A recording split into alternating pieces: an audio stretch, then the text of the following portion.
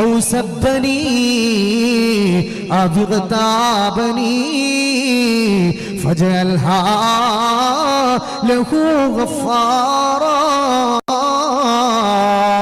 ആരെങ്കിലും എന്നെ ചീത്ത പറഞ്ഞാൽ, ആരെങ്കിലും എന്നെ കുറ്റം പറഞ്ഞാൽ, ആരെങ്കിലും എന്നെ ഗീബത്ത് പറഞ്ഞാൽ ഫജഅൽഹാ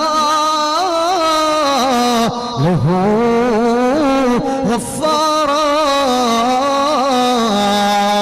അല്ലാഹുവേ, എല്ലാവരോടും റബ്ബേ ഞാൻ മാപ്പാക്കിയിരിക്കുകയാ. ഒരാളോടും എനിക്ക് വിദ്വേഷമില്ല, ഒരാളോടും എനിക്ക് വിദ്വേഷമില്ല. ഫജഅൽഹാ ലഹു ഗഫാറാ. അല്ലാഹുവേ, പടച്ചോനെ, എല്ലാ ആളുകളോടും ഞാൻ മാപ്പ് ചെയ്തിരിക്കുകയാണ്, എല്ലാവരോടും ഞാൻ മാപ്പ് ചെയ്തിരിക്കുകയാണ്. ആരോടും എനിക്ക് വിദ്വേഷമില്ല, ആരോടും എനിക്ക് വെറുപ്പില്ല, എല്ലാവരോടും ഞാൻ മാപ്പാക്കിയിരിക്കുകയാണ്. മുത്തനബി സല്ലല്ലാഹു അലൈഹി വസല്ലം പറയാണ്, ഈ പ്രാർത്ഥന എല്ലാ ദിവസവും അബൂ ദംദം തങ്ങൾ ചെയ്യാറുണ്ട്. അതുകൊണ്ടാ മഹാനവർകൾക്ക് അല്ലാഹു സ്വർഗ്ഗം നിർബന്ധമാക്കുന്നതെന്ന് നബിയുനാ മുഹമ്മദ് മുസ്തഫ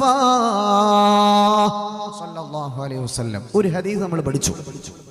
ഒരു ദുആ കാരണം അല്ലാഹു സ്വർഗ്ഗം നിർബന്ധാക്കിയ മനോഹരമായൊരു ഹദീസ്. എന്താണ് പ്രാർത്ഥന? ആരോടും വെറുപ്പില്ലാത്തൊരു കൽബ്, ആ കൽബ് നമ്മുടെ ജീവിതത്തിന്റെ ഭാഗമാണെങ്കിൽ അള്ളാഹുവിന്റെ ദുനിയാവിൽ ചെയ്യുന്ന ഏറ്റവും മനോഹരമായൊരു അമലാണ്. രാത്രി ഉറങ്ങാൻ കിടക്കുമ്പോൾ ഇന്നു മുതൽ പ്രാക്ടീസ് ചെയ്യണം. ഇത്രയും സംവിധാനങ്ങൾ ഉപയോഗിച്ച് ഇവിടെ മനോഹരമായൊരു ഉറൂസ് നടത്തുമ്പോൾ മുത്തുമുഅ്മിനീങ്ങളെ, നമുക്കതുകൊണ്ട് അഥറില്ലെങ്കിൽ യാതൊരു കാര്യമില്ല. അതുകൊണ്ട് എന്തെങ്കിലും ഒരു കാര്യമെങ്കിലും നമ്മുടെ ജീവിതത്തിലേക്ക് കൊണ്ടുവരാൻ കഴിയണം. അള്ളാഹു തൗഫീഖ് തരട്ടെ, അള്ളാഹു തൗഫീഖ് തരട്ടെ. ആമീൻ യാ റബ്ബൽ ആലമീൻ. ഇവിടെ എഴുന്നേറ്റ് പോകുമ്പോൾ ഒരുപാട് കടങ്ങളുള്ളവരുണ്ട്, പ്രതിസന്ധിയുള്ളവരുണ്ട്, മാനസികമായ സങ്കടമുള്ളവരുണ്ട്. എല്ലാ സങ്കടവും നമുക്ക് മാറ്റിയിട്ട് ഇവിടെ എഴുന്നേറ്റ് പോകാൻ പറ്റണം. നമ്മുടെ കൽബിൻ്റെ വെറുപ്പ്, വിദ്വേഷം, സങ്കടം, പ്രയാസം, ഇങ്ങനെയുള്ള നേരത്തൊക്കെ മുഅ്മിനീങ്ങൾ എങ്ങനെയാണ് അതിനോടൊക്കെ റിയാക്ട് ചെയ്യേണ്ടത്? Reactions of Muslims. ഒരു മുഅ്മിനായ, ഒരു മുസ്ലിമായ മനുഷ്യന്റെ പ്രതികരണങ്ങളെ പറ്റിയാണ് നമ്മൾ പറയുന്നത്. അല്ലാഹു റബ്ബുൽ ഇസ്സത്ത് ഖബൂലാക്കട്ടെ. അതിൻ്റെ തുടക്കമാണ് രണ്ട് ഹദീസ് ഞാൻ പറയാൻ പോകുന്നത്. ഒന്ന് പറഞ്ഞു, വിദ്വേഷമില്ലാത്ത ഖൽബാണോ സ്വർഗ്ഗം അല്ലാഹു നമ്മൾക്ക് തരുമെന്നാണ്. യാ റസൂലല്ലാഹ്, നബിയേ, യാ റസൂലല്ലാഹ്, നബിയേ, അല്ലാഹുവിന് അവന്റെ അടിമകളെ ഏറ്റവും ഇഷ്ടമുള്ള സന്ദർഭങ്ങൾ ഏതാണ് നബിയേ? അല്ലാഹു റബ്ബുൽ ഇസ്സത്തിന് അവന്റെ അടിമകളോട് ഏറ്റവും കൂടുതൽ ഇസ്സത്തുള്ള സമയം, ഇഷ്ടപ്പെടുന്ന സമയം ഏതാണ് നബിയേ? ഏറ്റവും കൂടുതൽ അള്ളാഹ്ക്ക് ഇഷ്ടം അടിമകളോടുണ്ടാകുന്ന സമയം ഏതാണ് എന്ന് മഹാനായ റസൂലുള്ളാഹി തങ്ങളോട് ഒരു അറാബി വന്നിട്ട് ചോദിക്കുകയാണ്. അല്ലാഹു റബ്ബുൽ ഇസ്സത്തിന്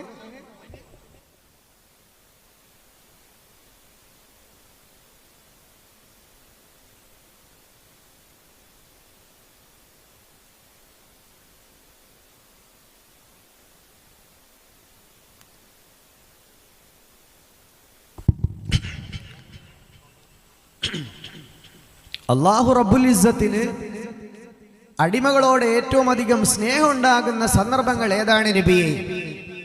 സ്വഹാബ, രണ്ട് സമയങ്ങളാണ് സ്വഹാബ, രണ്ട് നേരങ്ങളാണ് സ്വഹാബ. അതിലൊന്നാമത്തത് ദേഷ്യം കൺട്രോൾ ചെയ്യുന്ന സമയമാണ്.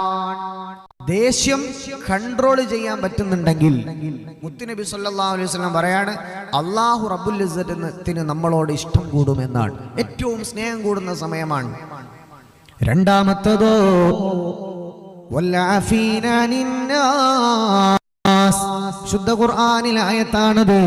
ജനങ്ങളോട് മാപ്പ് ചെയ്തു കൊടുക്കുന്നവര്, ജനങ്ങൾക്ക് പൊരുത്തപ്പെട്ടു കൊടുക്കുന്ന സമയം, ഈ രണ്ടു നേരമാണ് അടിമകളോട് അല്ലാഹു റബ്ബുൽ ഇസ്സത്തിന് സ്നേഹം കൂടുന്ന പ്രധാനപ്പെട്ട രണ്ട് സമയം എന്ന് പുണ്യ നബി സല്ലല്ലാഹു അലൈഹി വസല്ലം ഒരു ഹദീസിൽ പഠിപ്പിക്കുകയാണ്. രണ്ടാമത്തെ ഹദീസ് നമ്മൾ മനസ്സിലാക്കി, നമുക്ക് ദേഷ്യം വന്നു കഴിഞ്ഞാൽ അതിനെ കൺട്രോൾ ചെയ്യാൻ പറ്റിയാൽ അള്ളാഹുവിന്റെ സ്നേഹം നമുക്ക് കിട്ടും. നമ്മളോടൊരാൾക്ക് വെറുപ്പുണ്ട്, നമ്മളൊരാൾ പറ്റിച്ചു, നമ്മളെ മനസ്സിനൊരാള് കളങ്കപ്പെടുത്തി, അവരോട് മാപ്പാക്കിയാൽ ആ മാപ്പ് ചെയ്യുന്ന സമയം അല്ലാഹു റബ്ബുൽ ഇസ്സത്തിന് നമ്മളോട് വല്ലാത്ത ഇഷ്ടവും സ്നേഹവും കൂടുമെന്ന് നബിയുന മുഹമ്മദ് മുസ്തഫ സല്ലല്ലാഹു അലൈഹി വസല്ലം. ഈ രണ്ട് സന്ദർഭങ്ങളും, ഈ രണ്ട് ഹദീസും നമ്മൾ നെഞ്ചോട് ചേർത്ത് വെച്ച് നമ്മുടെ വിഷയത്തിലേക്ക് പ്രവേശിക്കുകയാണ്. ഖൽബിയായ ഒരു തെളിമ നമ്മുടെ ജീവിതത്തിലേക്ക് കൊണ്ടുവന്നാൽ ആഖിറത്തിൽ രക്ഷപ്പെടാൻ ഏറ്റവും പ്രധാനപ്പെട്ട ഒരു അമലായത് മാറും. നമുക്കൊരു വേദന വന്നാൽ, നമ്മളെ ഒരാളെ സങ്കടപ്പെടുത്തിയാൽ, നമ്മളൊരാളെ കുറ്റപ്പെടുത്തിയാൽ, നമ്മൾ ചെയ്ത കാര്യത്തെ അംഗീകരിക്കാതിരുന്നാൽ നമ്മൾ എങ്ങനെയൊക്കെ പ്രതികരിക്കണം. മഹാനായ അബൂബക്കർ സിദ്ദീഖ് റളിയല്ലാഹു അൻഹുവിന്റെ മുന്നിലേക്ക് ഒരു ചെറുപ്പക്കാരൻ കടന്നു വരികയാണ്. സിദ്ദീഖ് റളിയല്ലാഹു തആല അൻഹുവിന്റെ മുന്നിലേക്ക് ഒരു ചെറുപ്പക്കാരൻ കടന്നു വരികയാണ്.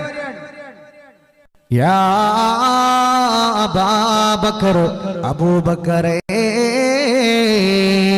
ലഅസുബ്ബന്നക സബ്ബാ, ലഅസുബ്ബന്നക സബ്ബാ, ലഅസുബ്ബന്നക സബ്ബൻ. അബൂബക്കറേ, നീ മരിച്ചു പോകുന്നവരെ നിന്നെ ഞാൻ ചീത്ത പറയാൻ തുടങ്ങുകയാണ്. അബൂബക്കർ സിദ്ദീഖ് തങ്ങളോടാ പറഞ്ഞത്, അബൂബക്കറെ, നീ മരിച്ചു പോകുന്നവരെ നിന്നെപ്പറ്റി ഞാൻ ചീത്ത പറയൂ. മഹാനായ അമീറുൽ മുഅ്മിനീൻ നബിയുടെ വഫാത്തിന് ശേഷം ഖിലാഫത്ത് ഏറ്റെടുത്ത മഹാനായ അബൂബക്കർ സിദ്ദീഖ് റളിയല്ലാഹു അൻഹുവിനോടാ പറഞ്ഞത്.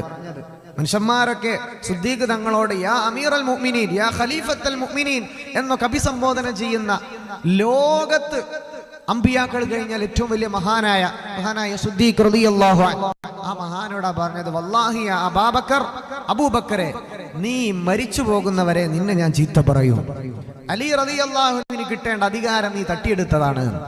ഒരു ബിദ്അത്തിന്റെ, ഒരു ലലാലത്തിന്റെ ഒരു ചിന്ത അവിടെ നിന്ന് തുടങ്ങാൻ സിദ്ദീഖ് റളിയല്ലാഹു തആല അൻഹു പ്രതികരിക്കുകയാണ്. വിശ്വാസിയുടെ പ്രതികരണങ്ങളാണ് പഠിക്കുന്നത്. യാ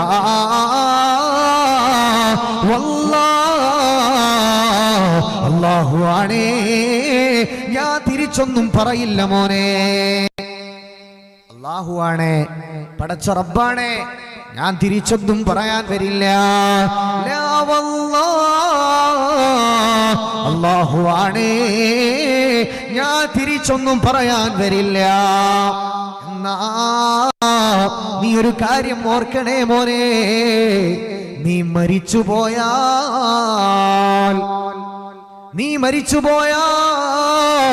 നീ എന്നെ പറയുന്ന ഓരോ വാക്കുകളും നിന്റെ കൂടെ വരും മോനെ, നിന്റെ ഖബർ വരെ വരും മോനെ, അത് നിന്റെ മഹ്ശർ വരെ വരും മോനെ.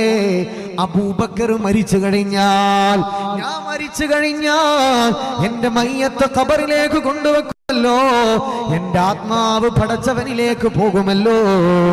നീ പറഞ്ഞ വാക്കുകള്, തെറികള്, എന്നെ പറ്റി പറഞ്ഞ ഗീബത്തുകള്, നമീമത്തുകള് ഒന്നുമേ എന്റെ കൂടെ വരില്ല. എല്ലാം നിന്റെ കൂടെ, നിന്റെ ഖബർ വരെ, നിന്റെ മഹ്ശർ വരെ വരുമെന്ന് മഹാനായ സിദ്ദീഖ് റളിയല്ലാഹു അൻഹു. നീ പറഞ്ഞത് ഡിലീറ്റ് ആകൂല, നീ പറഞ്ഞത് മാഞ്ഞു പോകൂല, നീ പറഞ്ഞത് ഇറേസ് ചെയ്യപ്പെടൂല. എല്ലാം നിന്റെ കൂടെ, നിന്റെ ഖബർ വരെ, നിന്റെ പരലോകം, നിന്റെ മഹ്ശർ വരെ എല്ലാം നിന്നോടൊപ്പമുണ്ടെന്ന് മഹാനായ സിദ്ദീഖ് റളിയല്ലാഹു അൻഹു ഒറ്റ വാക്കങ്ങോട് പറഞ്ഞു.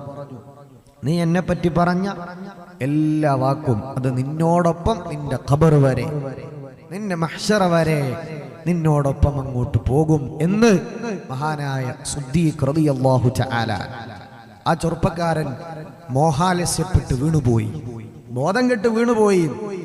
വല്ലാത്തൊരു വാക്കാണ് അൽ മഖൂലത്തുൽ മശ്ഹൂറ.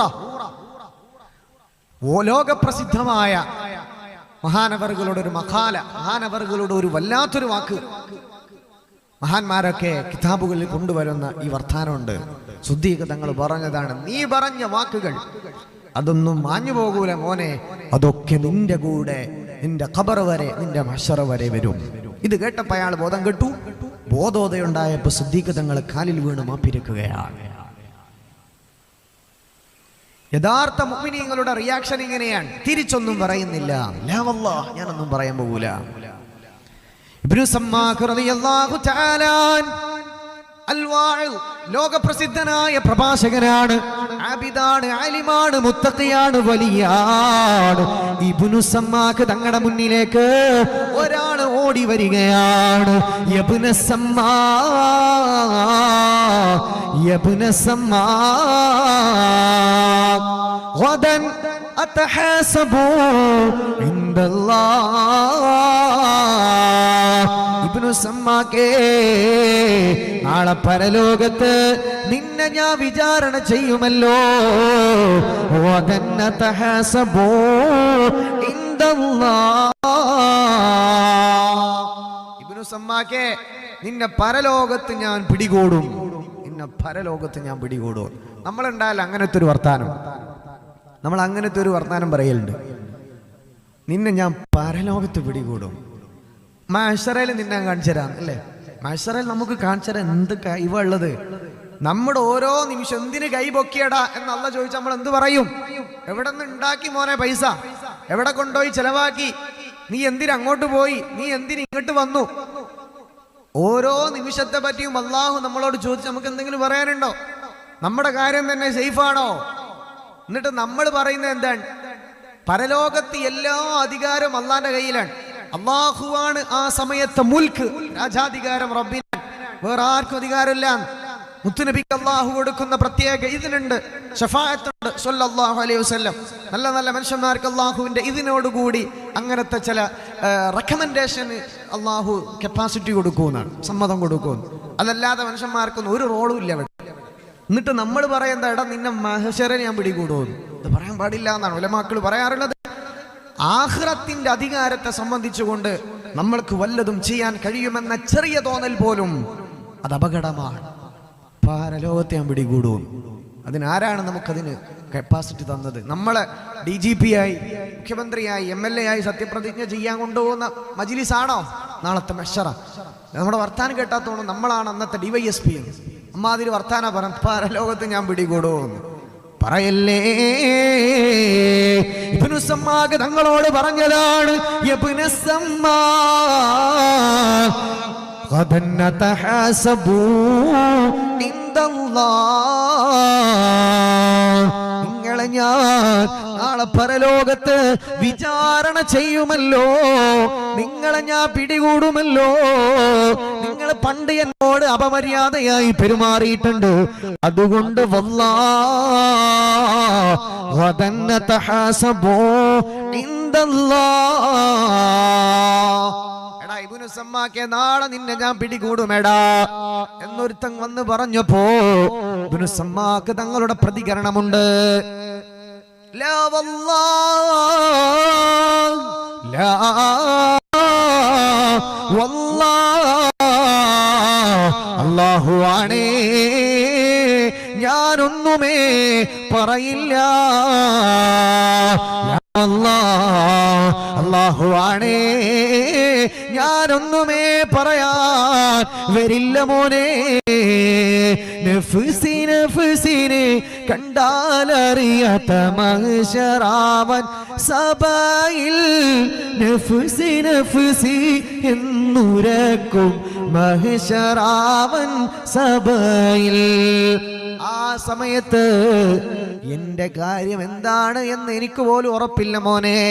അതുകൊണ്ട് ലാ വല്ലാഹ്, ഞാൻ നിന്റെ പുറകെ വരില്ല. ഗദൻ നതഗാഫറു, എന്ത് വർത്താനാ മോനെ പറയണത്? നാളെ സ്വന്തം കാര്യം തന്നെ സേഫ് ആണോ എന്ന് എനിക്ക് ഉറപ്പില്ല.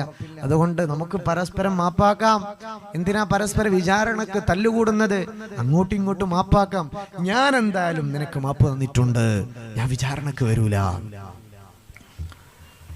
ഇമാം ബൈഹഖി തങ്ങൾ ലോകപ്രസിദ്ധനായ ഒരുപാട് മഹത്തുക്കൾ അവരുടെ ജീവിതത്തിൽ ഇത്തരം സന്ദർഭങ്ങൾ ശേഷം വന്ന ആലിമ്യങ്ങൾ എഴുതി വെച്ചിട്ടുണ്ട്. ഇബ്നു സമ്മാക്ക് തങ്ങളെ പറ്റി ഉള്ള ചരിത്രം പോലെ ഇമാം ബൈഹഖി തങ്ങളോട് ഇതേ വർത്താനം പറഞ്ഞ ഒരാളോട്, ലാ വല്ലാഹ് മോനെ, ആഖിറത്തിൽ നിന്റെ പിന്നാലെ വരാൻ എനിക്ക് കഴിയൂല. മഹാൻ ഉദ്ധരിച്ച ഏതോ ഒരു ഹദീസിന്റെ ശകലത്തിൽ ചൊല്ലി അതിന്റെ സനദ്, അതിന്റെ വർത്തമാനങ്ങളൊക്കെ ലൈഫാണ്, അതൊന്നും സ്വഹീഹല്ല എന്ന് വാദിച്ചു വന്ന ഒരു പാമരനായ മനുഷ്യനോട് തിരിച്ചു പറഞ്ഞത്, ഇതിനെ സംബന്ധിച്ചുകൊണ്ടൊന്നും നാളെ നിന്നോട് ഞാനൊന്നും ചോദിക്കാൻ വരൂല. ലാ വല്ലാഹ്, പടച്ചോനാണ്, ഞാൻ ഇതിന്റെ പിന്നിൽ വരൂല. കാരണം എന്റെ കാര്യം തന്നെ എനിക്ക് ഉറപ്പാണോന്ന് അറിയില്ല എന്നാണ്. അതേ വാക്കാണ് ഇബ്നു സമ്മാക്ക് തങ്ങൾ പറഞ്ഞത്, ഞാൻ നിന്റെ പിന്നാലെ വരൂല, എന്റെ കാര്യം എന്താന്ന് എനിക്ക് ഉറപ്പില്ല. അതാണ് മുഅ്മിനീങ്ങളുടെ വിനയം, മുഅ്മിനീങ്ങളുടെ പ്രതികരണം അതാണ്. എന്ത് വന്നാലും എന്റെ കാര്യം തന്നെ എനിക്ക് ഉറപ്പില്ല, പിന്നെ എങ്ങനെ നാട്ടുകാരെ പിന്നാലെ പോകുമെന്ന്. നമ്മളൊക്കെ നമ്മുടെ കാര്യത്തിൽ നമുക്ക് ഒരു ബേജാറും ഇല്ല, നാട്ടുകാരുടെ കാര്യത്തിൽ ഭയങ്കര ബേജാറാണ്. ഇനി നിങ്ങളെ ആരാന്റെ കാര്യം ഏൽപ്പിക്കാൻ, ആരാന്റെ കാര്യം നോക്കാൻ അല്ലാഹ് നമ്മളെ ഏൽപ്പിച്ചിട്ടുണ്ടോ? നമ്മുടെ അഹ്ലുകാര്, അഹ്ല് എന്ന് പറഞ്ഞാൽ ഭാര്യയും കുട്ടികളും എന്നാണ് കിതാബിൽ പറയുന്നത്. ഒരാളുടെ അഹ്ല് എന്ന് പറഞ്ഞാൽ ഫിഖ്ഹിൽ മഹാന്മാർ ഉദ്ധരിച്ചത് അവന്റെ ഭാര്യയും കുട്ടികളും. ആ കാര്യം അല്ലാഹ് ചോദിക്കുള്ളൂ. മക്കളെ പറ്റി, മക്കളെ മര്യാദക്ക് ശർഈയായി വളർത്തിയില്ലെങ്കിൽ അല്ലാഹ് ചോദിക്കും. സ്വന്തം ഭാര്യയെ സംബന്ധിച്ചുകൊണ്ട് ചോദ്യം ഉണ്ടാകും. വേറെ അയൽവാസിന്റെ മോനെപ്പറ്റി ചോദ്യം ഇല്ല എന്നാണ്. അയൽവാസിയെ പറ്റി നമ്മളോട് ചോദ്യം ഇല്ല. അവൻ നിസ്കരിച്ചില്ല മോനെ, നീ ഉത്തരം പറയടാ, നമ്മളോട് പറയില്ല. നമ്മുടെ കാര്യം, ഒരു മനുഷ്യന്റെ കാര്യം സേഫ് ആണോന്ന് യാതൊരു ഉറപ്പുമില്ല. നമ്മൾ എന്തിനാണ് നാട്ടുകാരെ കാര്യത്തിൽ ഇടപെടുന്നത്? നമ്മളൊക്കെ വളരെ ഗൗരവത്തോടെ മനസ്സിലാക്കേണ്ട വിഷയമാണ്. നമ്മളെ ബാധിക്കുന്ന വിഷയത്തിൽ നമുക്കൊരു ടെൻഷനും ഇല്ല, നമുക്കൊരു ബേജാറും. സ്വന്തം വീട്ടിലെ മോനെ കള്ളുടിച്ച് ബോധം കെട്ട് വീണടന്നാലും നമുക്ക് ബേജാറും ഇല്ല, ടെൻഷനും ഇല്ല. ഏതോ നാട്ടുകാരന്റെ മോൻ 4 കൊല്ലം മുന്നേ കള്ളുടിച്ചത് ഇപ്പോഴും പറഞ്ഞെടുക്കും. ഇതാണ് നമ്മുടെ സ്വന്തം ശരീരത്തിലെ ഐബുകൾ. അത് കാണാതെ അങ്ങോട്ടും ഇങ്ങോട്ടും നോക്കി ന്യൂനതകൾ തേടി നടക്കുന്ന ഒരു സ്വഭാവം, അത് പാടില്ല. ഇന്ന് മാറ്റിയെടുക്കണം. ഓരോരുത്തർ അവനാന്റെ കാര്യം, എന്റെ കാര്യം എന്താകുമെന്ന് എനിക്ക് ഉറപ്പില്ല. ഇതാ ആരാ പറഞ്ഞത്? സിദ്ദീഖ് തങ്ങളും ഇബ്നു സമ്മാക്ക് തങ്ങൾ, ഇമാം ബൈഹഖി തങ്ങൾ, ഓരൊക്കെ ആരാണ്? അവരാ പറയുന്നത്. സ്വർഗത്തിലേക്ക് ഇങ്ങനെ പാട്ടും പാടി കയറി ചെല്ലാനുള്ള എല്ലാ അമലും ചെയ്തു വെച്ച, സ്വർഗം കൊണ്ട് അല്ലാഹ് സന്തോഷ വാർത്ത അറിയിക്കപ്പെട്ട ലോകത്തെ പ്രഗത്ഭരായ മഹത്തുക്കൾ, അവരൊക്കെയാണ് എന്റെ കാര്യം എന്താവെന്ന് ഉറപ്പില്ല. നമ്മൾക്കോ നമ്മുടെ കാര്യമൊക്കെ സേഫാണ്. ഞാൻ അത്യാവശ്യം നല്ല അമലൊക്കെ ചെയ്തവനാണ്. എന്നിട്ട് നാട്ടുകാരുടെ കാര്യത്തിൽ വല്ലാത്ത ബേജാറ്. അത് വേണ്ട നമുക്ക്. നമ്മുടെ കാര്യം സേഫാണോ ഉഖ്റവിയായ കാര്യത്തിൽ? അല്ലാഹു നമുക്ക് അങ്ങനത്തെ ഒരു ഖൽബ് തരട്ടെ. ആമീൻ യാ റബ്ബൽ ആലമീൻ. ഒരു തെറ്റ് കണ്ടാൽ നമ്മൾ പ്രതികരിക്കേണ്ട ഒരു രീതിശാസ്ത്രമുണ്ട്. അത് മാത്രമേ നമ്മൾ അഡോപ്റ്റ് ചെയ്യാവൂ, സ്വീകരിക്കാവൂ. അല്ലാതെ ഫ്ലാഷ് ആക്കുന്ന അശ്ലീലതയും തിന്മകളും വാ കൊണ്ട് പ്രചരിക്കപ്പെടുക